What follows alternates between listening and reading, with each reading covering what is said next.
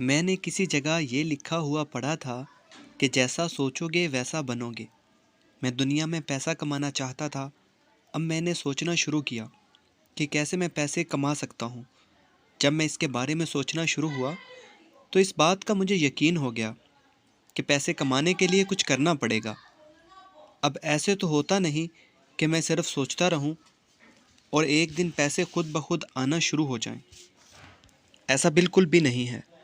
اس بات کا مجھے یقین ہو چکا تھا۔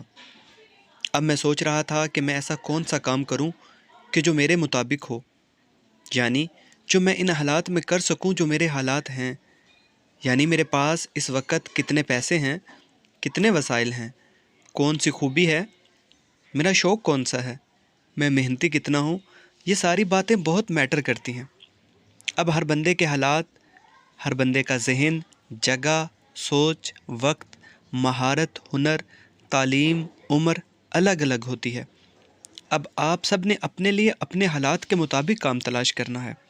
میری عمر 18 سال تھی اور میں میٹرک کے بعد ایف اے کے لیے کالج جاتا تھا، لیکن میں جانتا تھا یہ میں اپنا ٹائم ضائع کر رہا ہوں۔ وہ ایسے کہ تعلیم میں مجھے کوئی دلچسپی نہیں تھی۔ میں نے ہنر سیکھنے کا فیصلہ کیا اور ہنر میں مجھے موٹر سائیکل ریپیئرنگ کا جنون کی حد تک شوق تھا۔ میں نے ابو سے بات کی، وہ بڑی مشکل سے مان گئے اور میں ورک شاپ پہ جانے لگا۔